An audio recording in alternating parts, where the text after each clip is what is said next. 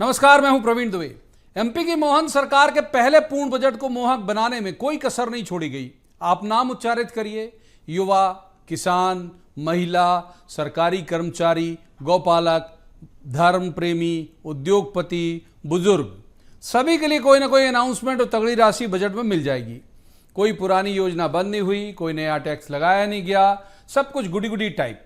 ऐसा चुनावी सालों में होता हुआ देखने की आदत थी अभी तक सभी को, लेकिन दूर दूर तक कोई चुनाव न होने के बाद भी सरकार का ये लुभावना बजट विपक्ष में आलोचना के लिए अलग एंगल तलाशने के लिए बाध्य कर रहा है। बजट भाषण की शुरुआत से ही सदन में विपक्षी सदस्यों ने नारेबाजी शुरू कर दी।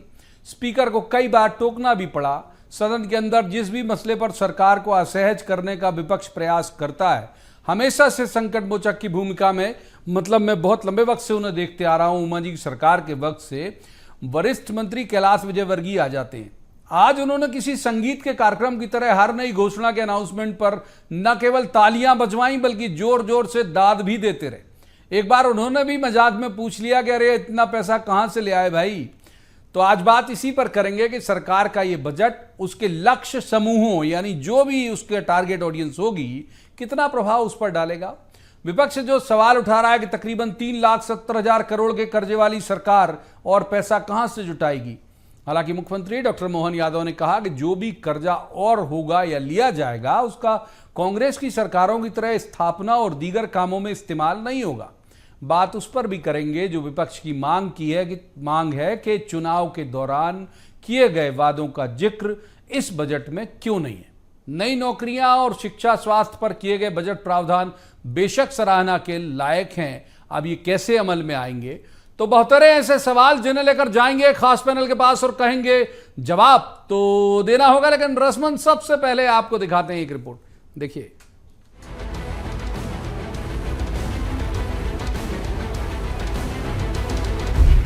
एमपी की मोहन सरकार ने आज बड़ा मोहक सा बजट सदन में पेश किया। 3.65 लाख करोड़ के इस बजट को अब तक का सबसे बड़ा बजट कहा जा रहा है। पिछले बजट की तुलना में तकरीबन 16% अधिक है।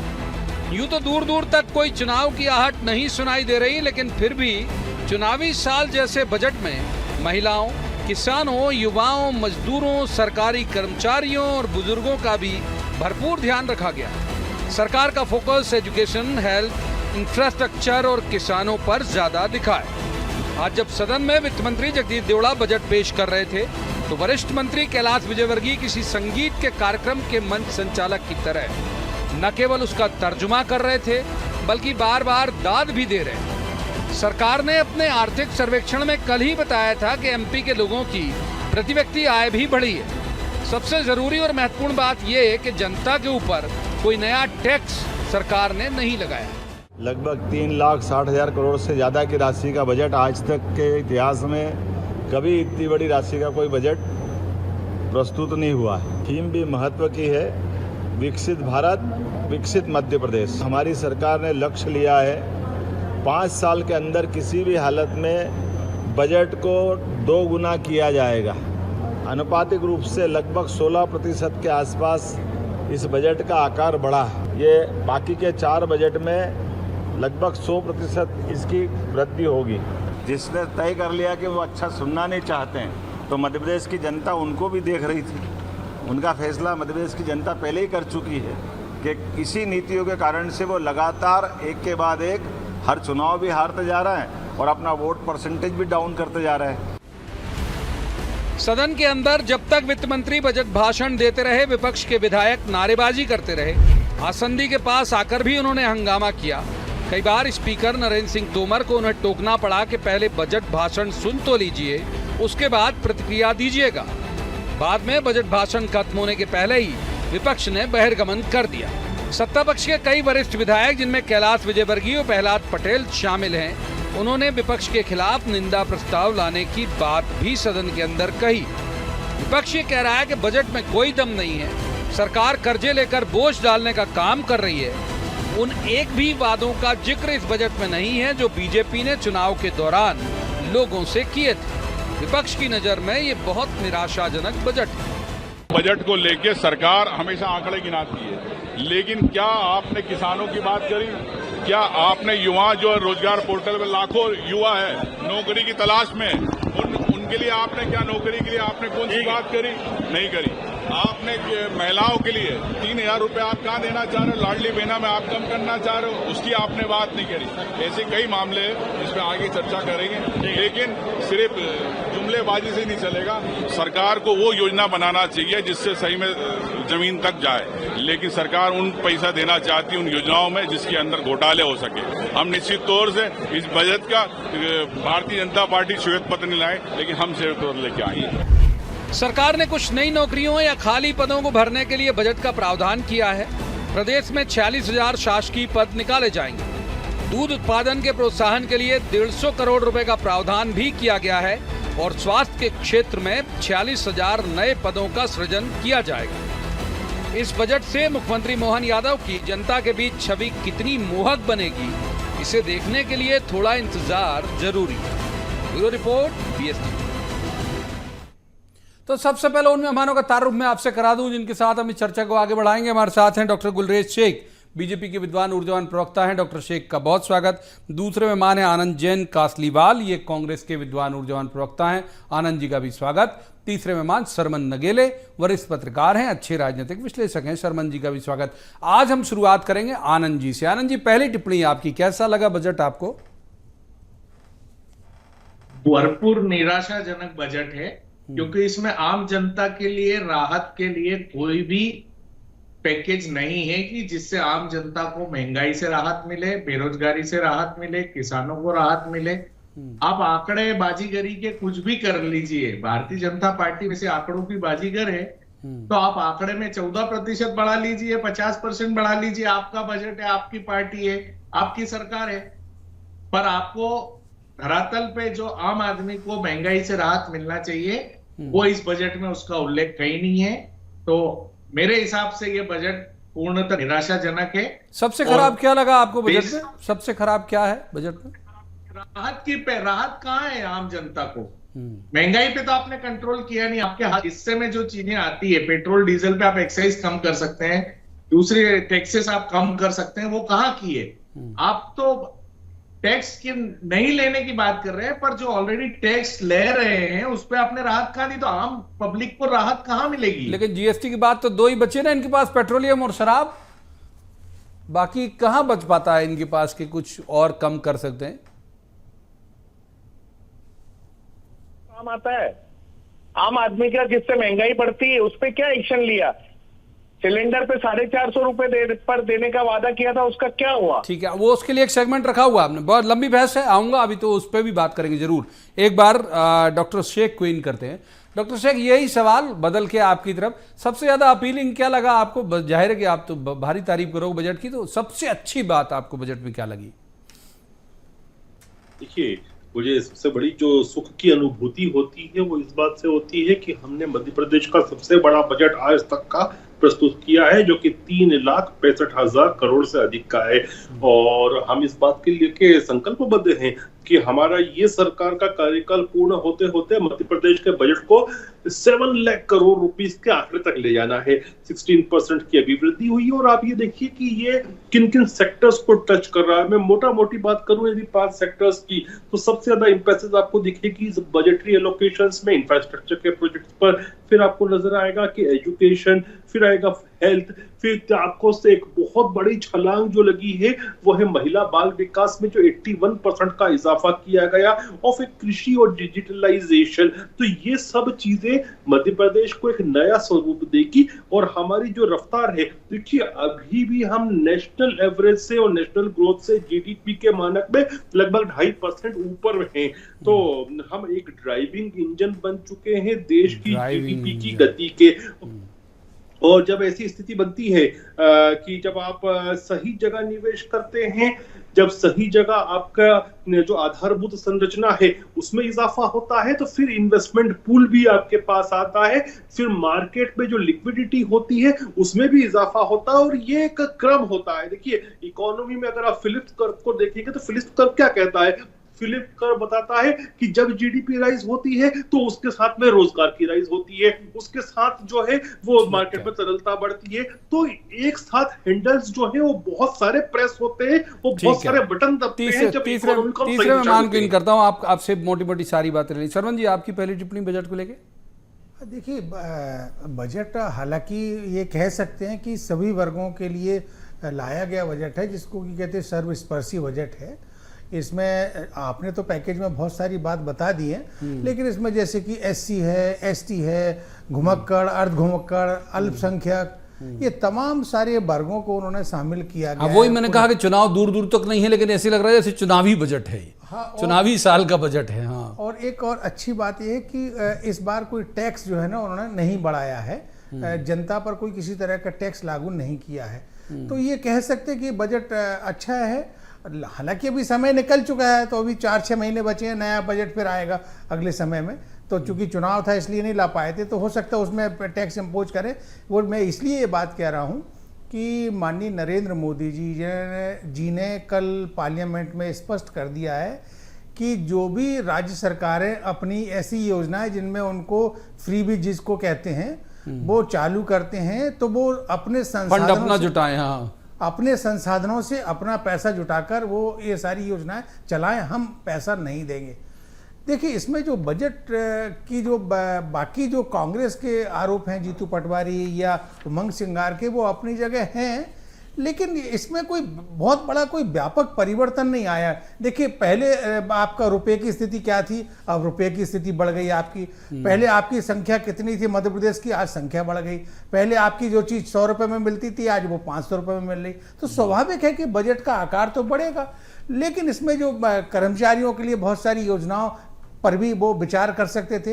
हालांकि एक वर्ग जरूर उन्होंने टच किया है, वो विधायकों को लुभाने के लिए कि एक एक विधायक को विधायक ई ऑफिस वाला विधायक ई ऑफिस के लिए 5 लाख रुपए एक मुश्त देंगे, साथ में ई कैबिनेट और ई विधान, इसके लिए भी उन्होंने प्रावधान किए हैं। अब ई कैबिनेट में क्या है कि अब ठीक है कि वीडियो कॉन्फ्रेंसिंग के माध्यम से लोग जुड़ जा रहे थे, लेकिन जो पूरा फोल्डर है, जो प्रक्रिया है विधानसभा जो बल्लभ भवन के अंदर जो विभागों के बीच में होती है और मंत्रियों के बीच में, वो सब अब ऑनलाइन होगी।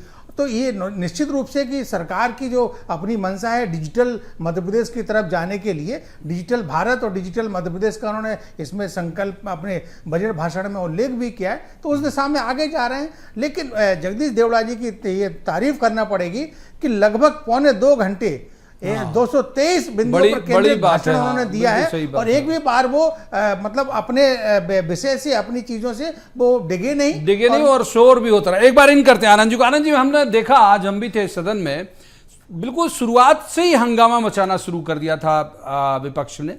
लोग आसंदी के बहुत करीब तक भी आ रहे थे, जब स्पीकर ने कहा भी पहले सुन तो लीजिए किस बात का विरोध कर रहे हो आप, मतलब पहले सुन लो भी बजट में है क्या। पहले युवाओं को लेकर नारे लगे। अब आप देखिए कि 2-3-4 फैक्ट मैं बता देता हूं, और जाहिर है कि आप विपक्ष के संजीदा प्रवक्ता हैं तो आपने देखा भी होगा। उन्होंने कहा भाई पीएम श्री एक्सीलेंस कॉलेज जो बनेगा उसमें 2000 से अधिक नई भर्तियां की जाएंगी।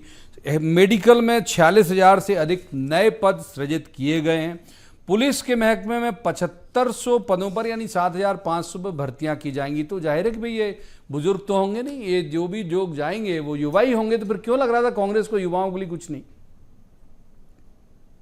देखिए, आज मध्य प्रदेश से कितने इंजीनियर हर साल निकलते हैं, कितने डॉक्टर्स निकलते हैं, वो आंकड़े पे गौर कीजिए।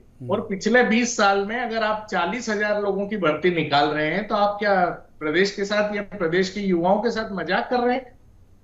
आप डॉक्टर्स के साथ मजाक कर रहे हैं, हेल्थ के साथ मजाक कर रहे हैं कि जहां 5 lakh engineer, 10 lakh engineer, 5 lakh doctor हर वर्ष प्रदेश से निकलते हैं और पढ़ के आगे बढ़ते हैं, उनके लिए आपका प्रोविजन कहां है? तो ये हास्यास्पद बातें ही है ना कि 40,000 आप मार्केटिंग कर रहे हैं। अरे 5 लाख के अगेंस्ट में अगर आप 40,000 पद दे रहे हैं, तो बाकी 4,60,000 का प्रोविजन कहां है भारत सरकार के पास? वो कहीं भी नहीं है। यही स्थिति डॉक्टर्स की है कि कितने डॉक्टर्स प्रदेश में एग्जाम्स क्लियर करके निकलते हैं, कितनों को आप जॉब दे रहे हैं, कितनों को आप एकोमोडेट कर रहे हैं सरकारी अस्पतालों में, नहीं कर रहे हैं। तो ये स्थिति तो ग्राउंड लेवल पे है। तो अब आप 40,000 भर्ती को आप इतना हाईलाइट करने से आप क्या बताना चाहते हैं कि 7.5 करोड़ जनता प्रदेश की है और उसमें 40,000 आप पद देके प्रदेश का कौन सा सम्मान करना चाहते हैं प्रदेशवासियों का? इसका जवाब दे बीजेपी। नहीं, तो इसमें हम डॉक्टर बजट का इंजीनियर नहीं जब थे, बजट अलग अलग का उन्होंने provision बताया कि भाई कॉलेज नए खुलेंगे तो यहाँ पे इतना रोजगार, मेडिकल में इतना रोजगार, पुलिस में इतना रोजगार, यानी उन्होंने अलग अलग कैटेगराइज नहीं किया। मतलब ये जो कागज मेरे हाथ में उसके मुताबिक मैं बात कर रहा हूं। जवाब देना चाह रहे हैं गुलरेज जी, जवाब दीजिए। देखिए, ये बात कहीं भी तर्कसंगत नहीं है और बुद्धिमत्तापूर्ण भी नहीं है कि 5 लाख इंजीनियर बन रहे हैं तो आप 5 लाख को सरकारी नौकरी दे दें। ऐसा हो ही नहीं सकता है। हम क्या दुनिया के किसी देश में भी 100% लोगों को, 80% लोगों को, 50% लोगों को, 30% लोगों को, 20% लोगों को शासकीय नौकरी नहीं मिलती है भैया। और आप डॉक्टर्स की बात कर रहे हो, मैं एक क्वालिफाइड डॉक्टर बैठा हूं आपके सामने, आप 5 डॉक्टर को एम्प्लॉय करके दिखाइए। आज सरकारी अस्पतालों में डॉक्टर को लाना प्राइवेट प्रैक्टिस से हटाकर बड़ा मुश्किल होता है। तो ये कांग्रेस कौन सी दुनिया में जीती है और 5 लाख इंजीनियरों को नौकरी देंगे? अरे भैया, जितने निकलेंगे इतनों को अगर सरकारी ही नौकरी होगी तो फिर प्राइवेट इन्वेस्टमेंट और क्या क्या चाहते हैं? कोई चाइना बना दे कि रशिया बना दे कि कम्युनिस्ट देश बना दे कि सब कुछ सरकार करेगी और सब कुछ, हर इंडस्ट्री सरकार की होगी, हर दुकान सरकार की होगी, हर प्राइवेट संपत्ति सरकार की होगी? तभी तो हम कहते हैं कि कांग्रेस का हाथ जो है ना, वो लोगों की बचत पर, लोगों की संपत्ति पर, लोगों के घरों पर है इनकी निगाहें, क्योंकि इनके अंदर कम्युनिस्ट अंश आ चुका है। अच्छा, बेवकूफी की बातें हो रही हैं कि जितने बच्चे निकल रहे हैं सबको आप सरकारी नौकरी में ले लो। अरे भी कभी होता है दुनिया में ऐसा क्या? ठीक है, एक बार शर्मन जी को इनकर दो। शर्मन जी, रेशो तो देखिए आप, बाकी 4,60,000 का प्रोविजन पूछा है मैंने ये नहीं बोला है सरकार उनको नौकरी दे। बाकी 4,60,000 बताइए, निकल रहे, नहीं, आप ये बताइए कि जो ये स्पेशल इकोनॉमिक जोन्स आ रहे हैं, जो ये जो मेगा इंडस्ट्रीज आ रही है, जो नए इकोनॉमिक कॉरिडोर्स बन रहे हैं, उसमें कौन नौकरी करेगा? यही इंजीनियर्स करेंगे, यही MBS करेंगे। मेरे भैया, कैसी बातें कर रहे हो आप सरकारी नौकरी की बात कर रहे हो सबके लिए? किसी बात? ठीक है, अब तीसरे मेहमान को इन करते हैं। सर, तीसरे मेहमान वक्त है अभी हमारे पास बहुत ज्यादा, हाँ है, बहुत है, तो तीसरे मेहमान को इन करते हैं शर्मन जी को।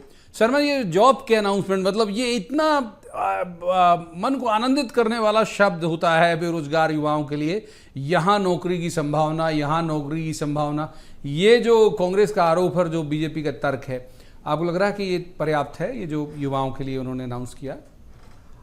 देखिए, ये डॉक्टर गुलरेज शेख की, हालांकि मैं किसी भी प्रवक्ता की नाम लेके या उनके बात से मैं अपने आप को जोड़ता नहीं हूँ, लेकिन मेरे को जोड़ना पड़ रहा है क्योंकि जो उन्होंने तर्क दिया है कि 100% जॉब तो कहीं नहीं मिल सकते किसी भी एग्जाम से निकलने के बाद, पढ़ाई करने के बाद। ये चयन का एक आधार भी होता है, एग्जाम आप दोगे, पास हो गए, कितने लोग UPSC बैठते हैं, सारे IAS थोड़ी हो जाते हैं, बिल्कुल, ये IPS नहीं हो जाते हैं। तो जो उन्होंने कहा कि डॉक्टर उतनी संख्या में नहीं मिल सकती नौकरी, ये सही है, लेकिन अब पॉपुलेशन भी बढ़ रही है। आज मध्य प्रदेश की 8.5 करोड़ जनसंख्या हो गई है, यंग वोटर भी लगभग 2 करोड़ से अधिक के लोग बीच में हो गए हैं, तो स्वाभाविक है सरकार के पास एक अपना एक क्राइटेरिया रहता है, उसकी अपनी सीमाएं रहती है, उतने सीमा तक वो रोजगार दे सकते हैं। बाकी रोजगार देने के लिए दूसरे तरीके रहते हैं, जैसा कि उद्योग के माध्यम से, MSME के माध्यम से, या इंडस्ट्री के दूसरे जो प्रकार हैं उनके माध्यम से, या जो बाकी चीज़ें हैं, जैसे कि भाई कहीं कोई IT पार्क आ रहा तो निश्चित रूप से IT पार्क में लोगों को रोजगार मिलेगा,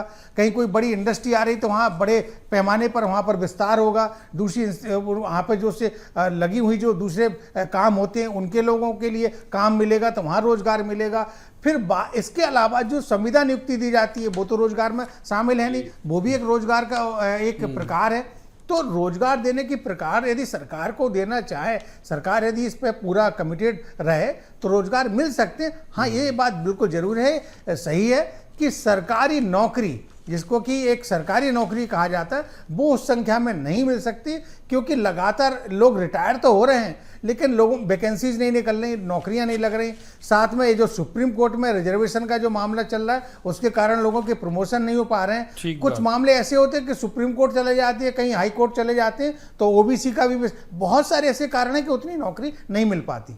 एक बार आनंद जी को इन करेंगे। आनंद जी, जो आपके प्रदेश अध्यक्ष ने भी कहा, नेता प्रतिपक्ष ने भी कहा फंड को लेकर कि कहाँ से लाएंगे पैसा, CM ने जवाब दिया उसका कि भाई सरकारें कर्ज लेती रही हैं।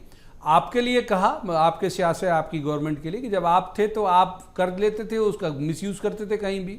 हम किसी मतलब संस्थागत उसमें व्यय नहीं करेंगे, सैलरी में या इसमें उसमें नहीं करेंगे, बल्कि उसका उसी मद में इस्तेमाल करेंगे जो यहाँ पर प्रस्तावित है। आनंद जी, नहीं तो आपका प्रश्न क्या है साहब? मैं कह रहा हूं कि उन्होंने जवाब दे दिया आपकी बात का, तो मेरा प्रश्न यही है कि आप मुतमईन हैं आप सीएम के जवाब से, जो आप कह रहे थे फंड कहां से लाएंगे, कहां से जुटाएंगे इतना पैसा, तो उन्होंने, और लोन ले रही इतने कर्जे में सरकार, तो उन्होंने कहा कि सारी सरकार कर्जे में। नहीं, पिछले 20 वर्षों में सरकार ने फंड कहां जुटाया? कर्जा ही लिया है। प्रति व्यक्ति कर्जा बढ़ा है। प्रति व्यक्ति कर्जा 20 साल पहले क्या था, आज क्या है? तो आप लेते रहिए कर्जा और डुबोते रहिए प्रदेश को। आखिरी में ये सब भुगतान किसको करना है? प्रदेश की जनता को ही करना है ना।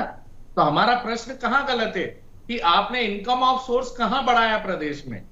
आप तो कर्जा लेते जा रहे हैं। अभी मोहन यादव जी ने फिर कर्जा लिया, शिवराज जी ने चुनाव के समय 3 बार कर्जा लिया। तो आप लेते जाइए, आखिरी में पेमेंट तो इस देश की, प्रदेश की जनता को ही करना है। उसका ठोस सॉल्यूशन कहां है? इनकम ऑफ सोर्स कहां है? बजट में बैलेंसिंग कहां है? आप सिर्फ अपनी पीठ थपथपाने के लिए आप कर्जा लेते जाइए रिजर्व बैंक से और लोगों को खुश करते रहिए, पर आखिरी में प्रदेश की जनता को तो परेशान होना है ना। तो उमंग सिंगार जी और जीतू पटवारी जी का जो सवाल है वो बिल्कुल सही है। एक बार डॉक्टर शेख को इन करते हैं। डॉक्टर शेख वो कह रहे हैं कि पैसा है नहीं आपके पास, डेवलपमेंट कहाँ से करेंगे, फिर लोन लेंगे, सोर्स ऑफ इनकम, एक तथ्य से तो मैं इनके सहमत हूँ कि सोर्स ऑफ इनकम आप कैसे जनरेट करोगे? जीएसटी की बात तो पेट्रोलियम और इसके अलावा आपके पास गुंजाइश बन भी नहीं जाती शराब के अलावा, कि जहाँ पे आप अपनी सोर्स ऑफ इनकम स्टेट की बढ़ा सके। नहीं प्रवीण जी, जब इकोनॉमी सही चलती है तो सोर्स ऑफ इनकम बढ़ती है, फिर स्टेट के जितने टैक्सेस इंक्लूडिंग जीएसटी होती है उसमें भी इजाफा होता है। और आप ये देखिए कि जब इनके कालखंड में हमारी स्टेट की जीडीपी एसजीडीपी 80,000 थी, आज वो 15 लाख करोड़ रुपए से ज्यादा हो चुकी है। तो आप अगर कहते हो कि हमने 20 साल में लोन ही लिया, अगर लोन ही लेते महोदय हम और अगर डेवलपमेंटल वर्क्स नहीं करते तो 80,000 से 15 लाख करोड़ का जो सफर हमने तय किया है, बीमारू राज्य से एक विकसित होते राज्य का सफर तय किया, ऐसे होता नहीं था। देखिए इकोनॉमी जो है ना, मैक्रो इकोनॉमी की हम बात करें यदि, तो मैक्रो इकोनॉमी इस तरह से नहीं चलती जैसे माइक्रो इकोनॉमी चलती है। मैक्रो इकोनॉमी के जो स्विचेस जो होते हैं वो माइक्रो से अलग होते हैं। और अगर इकोनॉमी विद विजन चल रही है, अगर इकोनॉमी के सारे जो मैक्रो इंफ्रास्ट्रक्चर से वो सही चल रहे हैं, तो अपने आप ही तरलता आती है इकोनॉमी में और आपका फिर रेवेन्यू बढ़ना शुरू होते हैं सरकार के। एक बार सरमन जी को इन करूँगा। सरमन जी, मैंने दोनों पॉलिटिकल गेस्ट से सबसे पहले यही पूछा था कि भाई विपक्ष से पूछा क्या खराब लगा, सत्ता पक्ष से पूछा क्या अच्छा लगा। अगर मुझसे कोई पूछ ले कि क्या अच्छा लगा, मुझे जो सबसे अच्छा लगा उसमें एक बड़ी बात, मतलब मुझे, चूंकि मैंने इस पर कई सारी कहानियां एक बार कर चुका हूं मैं इस पर, कि जेल में बंद जो गरीब कैदी हैं जो फाइन नहीं भर पाते, वो अकारण पड़े सड़ते रहते। मुझे तो हैरत है कि भाई इतना माइक्रो जिसने भी सोचा उसे बधाई। ये एक प्रावधान किया गरीब कैदी वित्तीय सहायता योजना, आपका इस बारे में मत क्या है? देखिए, मैंने पहले ही कहा था कि उन्होंने सारे वर्गों को उन्होंने टच किया है। आपने ये कहा, उन्होंने ड्रोन दीदी के प्रोजेक्ट को लेकर भी टच किया है, उन्होंने स्व सहायता समूह को भी लेकर टच किया है। तो देखिए, बजट बनाने में उन्होंने लगभग 4,000 लोगों से लगभग, अमूमन इनकी तरफ ध्यान नहीं जा पाता। हमने एक बार बहुत एक सीरीज में स्टोरी की थी कि ऐसे कैसे इनोसेंट गरीब क्यों पड़े हुए हैं, क्योंकि फाइन नहीं भर पा रहे। और ये जाने कैसे इनके ध्यान में आया है? नहीं, ध्यान में कैसे आया वो वही मैं बताना चाह रहा हूँ। देखिए, जब इन्होंने ईमेल से, वेबसाइट से, एमपी गॉप से और मीटिंग्स करके और डाक पत्र से लोगों से सुझाव बुलवाए, उद्योगपतियों से, तो वहाँ से ये बात कहीं ना कहीं एक जगह से निकल कर आई है, तभी जाकर ये चीज़ें शामिल हो पाए। देखिए, ब्यूरोक्रेट्स की उतनी व्यापक सोच नहीं रहती जितनी एक आम आदमी जनता की रहती, इसीलिए वो एक कंसल्टेशन करके लोगों से बजट बनाते हैं। देखिए, एक बात बिल्कुल सही है कि जो बजट में जो सारे प्रावधान किए गए हैं, अभी जैसे लाडली बहना योजना का पैसा नहीं बढ़ाया, गैस सिलेंडर का पैसा कम नहीं किया, ये इस बात का संकेत है कि सरकार के पास जो संसाधन है उसमें वो पूरा कर लेंगे। वो माइनिंग में अपना उसमें रेवेन्यू सोर्स बढ़ा सकते हैं, वो पीडब्ल्यूडी में बढ़ा सकते हैं, वो एनर्जी में बढ़ा सकते हैं, वो आईजी पंजीयन में बढ़ा सकते हैं। और इसके अलावा जो आपने भी कहा है कि जैसे कि एक्साइज, ट्रांसपोर्ट भी उनके पास है, तो संसाधन तो है। यदि सरकार यदि चाहे कि हमको करना है, क्योंकि जितना है उतना तो उन्होंने कर लिया, अब बाकी चीजें। एक और मैं संदर्भ देना चाहता हूं कि यदि ऐसा हो जाए, यदि मोहन सरकार ऐसा कर ले, तो ये मैं बहुत विश्वास के साथ कह सकता हूं कि किसी फंड की जरूरत नहीं पड़ेगी। जो भोपाल के BHEL के पास वो लगभग 2000 से अधिक एकड़ जो जमीन खाली पड़ी है, जो सरकार की है, सरकार ने मांगा है लेकिन मिली नहीं है, वो मामला सब जुडिस है। यदि वो सरकार ले लेती है और वहां पर कुछ अपने उपक्रम या बाकी चीजें, कॉलोनी या जो उसका उपयोग करेगी, तो उतना पैसा से अधिक पैसा आ जाएगा जिसमें सरकार को, तो ऐसा हर शहर में भी तलाशे जा सकते हैं। एक बार मैं गुलरेज जी को इसलिए भी करना चाहूंगा कि जो आरोप जीतू पटवारी जी ने लगाए, तो डॉक्टर शेख उन्होंने कहा कि भाई आपने अपने मैनिफेस्टो में जो बातें कही थी कि भाई आप आय बढ़ा देंगे, मतलब लाडली बहना को 3000 कर देंगे, फिर आपने 400-450 का सिलेंडर कहा था, आपने धान 3100 की और 2700 गेहूं का समर्थन मूल्य कहा था, वो क्यों नहीं किया बजट में? ये सवाल आपके विपक्ष के नेता का है, प्रदेश अध्यक्ष का। देखिए, जीतू पटवारी जी कुछ भी कहने के लिए स्वतंत्र हैं और ये बात भी स्पष्ट है कि भाजपा की जो गारंटी होती है, एक बार जो हमने कहा है फिर वो पूर्ण होता है, लेकिन हमने ये नहीं कहा कि इसे आज ही करेंगे। 5 साल का हम एक विजन लिया है और 5 साल का वादा किया है कि इन 5 वर्षों में हमारी सत्ता ये काम करके देगी आपको, तो हम करके देगी, चाहे हमारा वायदा जो है। रोकना पड़ेगा, मुझे वक्त इजाजत नहीं देता इससे ज्यादा चर्चा की। बहुत शुक्रिया तीनों मेहमानों का इस चर्चा में शामिल होने के लिए। कुल मिला के हम ये बात अभी तक कह सकते हैं, और जिससे बात शुरुआत की थी वो उसी पे खत्म करना पड़ेगा, कि पहली नजर में देखने में यदि आप डिकोड करेंगे तो कुछ भी नहीं छोड़ा इन्होंने। ठीक ठीक अनाउंसमेंट किए, सबके लिए बजट का प्रावधान ठीक ठीक किया। अब ये कितना मोहक इमेज बना पाएगा डॉक्टर मोहन यादव की, ये आने वाला वक्त बताएगा। आज की इस चर्चा में इतना ही। कल किसी खास मसले पर खास पैनल के साथ बैठकर कहेंगे, जवाब तो देना होगा। आप देखते रहिए BS TV।